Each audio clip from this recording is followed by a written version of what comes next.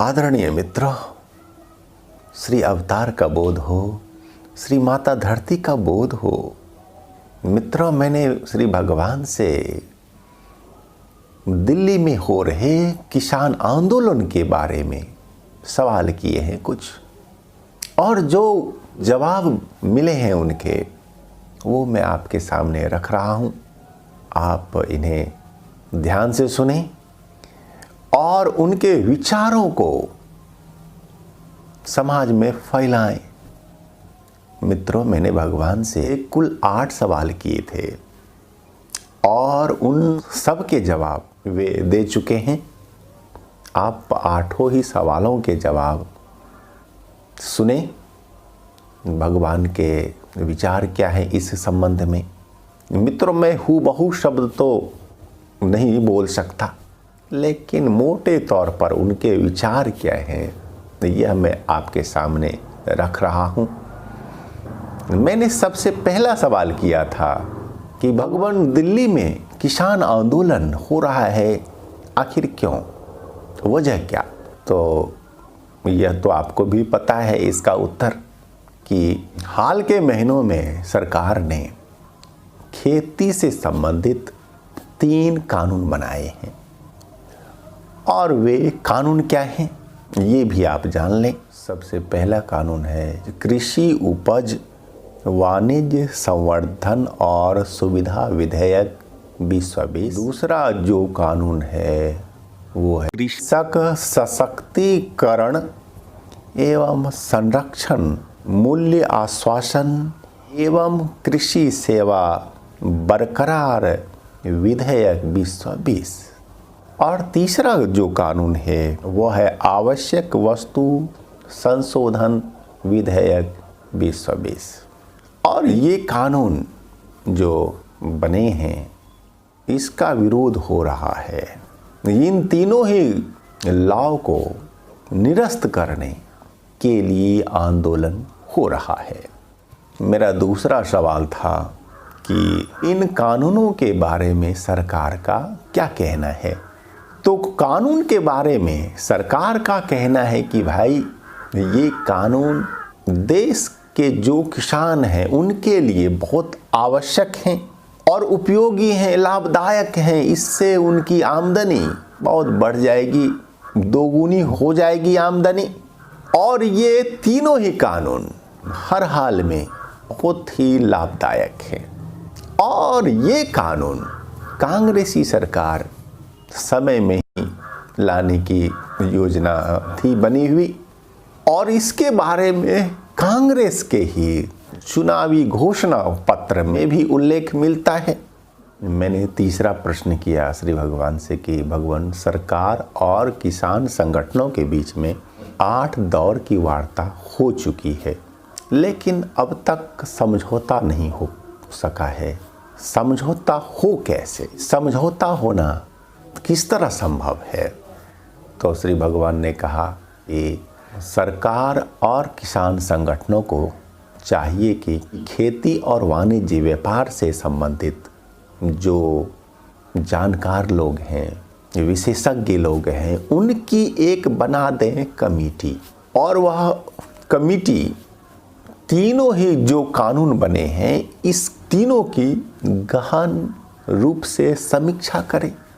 यदि expert team यह कह दे कि भाई कानून नहीं ठीक है देश के लिए, तो फिर सरकार को निरस्त चाहिए कि कर दें उसे।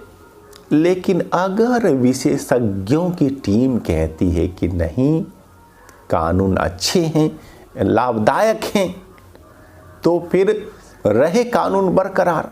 मेरा चौथा प्रश्न था कि भगवान, सरकार ने घोषणा की थी कि 2022 तक हम देश के किसानों की आमदनी को दोगुनी देंगे करके, तो क्या यह संभव लग रहा है?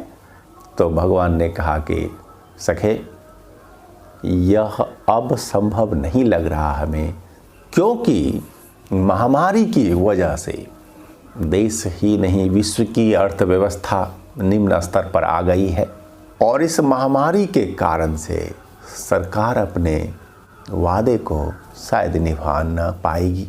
लेकिन सरकार का इसके संबंध में कोशिश प्रयास तो जारी है और इसके ही फलस्वरूप ये तीनों कानून सरकार ने लाए हैं।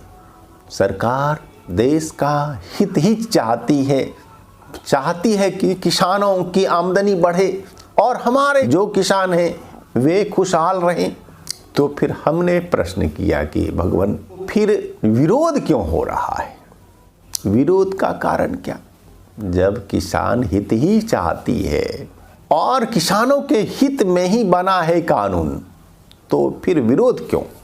भगवान ने कहा कि सखे, विरोध का जो कारण है वो है ठीक से कानून को नहीं समझना, नंबर 1। नंबर 2 कारण है कि कानून के संबंध में देश में वहम फैलाना, भ्रम फैलाना। और इसका तीसरा है कारण मोदी विरोध। मोदी जैसा भी काम करें, अच्छा करें, विरोधी लोग विरोध ही करेंगे। विरोधियों को बहाना चाहिए कोई भी। यह वास्तव में कृषि कानूनों का विरोध नहीं है, यह मोदी विरोध है। मैंने छठा प्रश्न किया भगवान से कि भगवान कि किसान आंदोलन में किस तरह के किसान शामिल हैं? तो भगवान ने कहा कि सखे, इसमें आम किसान शामिल नहीं हैं, केवल मोदी विरोधी किसान, साथ ही वैसे किसान जो कानून को जानते समझते नहीं और जिनके मन में वह भ्रम बैठाया गया है, वैसे किसान इसमें शामिल हैं। मित्रों, मेरा 7वां प्रश्न था कि क्या इस आंदोलन में राष्ट्र विरोधी तत्व भी शामिल हैं? तो भगवान मुस्कुराए, बोले हाँ मित्र, यह तो बिल्कुल ही स्पष्ट है। राष्ट्र विरोधी तत्व जो कि हवा दे रहे हैं इसे, जो कि इसके खर्चे उठा रहे हैं, जो कि इसमें पीछे से लगे हुए हैं। लोगों ने देखा ही कि खालिस्तानी गैंग है इसमें, यहाँ आतंकवादियों के हिमायती लोग भी हैं। देश को तोड़ने की साजिश जिन लोगों की है, वैसे भी लोग शामिल हैं इसमें। विरोधी पार्टियां तो हैं ही, और इस तरह से राष्ट्र विरोधी तत्व भी शामिल हैं, और यही वजह है कि आंदोलन बदनाम हो गया है। मित्रों, मैंने अंतिम प्रश्न किया भगवान से कि भगवान ऐसे में सरकार को क्या करना चाहिए? तो भगवान ने कहा कि मित्र, सरकार को चाहिए कि जो लोगों में वहम है, भ्रम जो है इस कानून के संबंध में, तो वहम को मिटाने का भरसक प्रयास करे और प्रयास करे।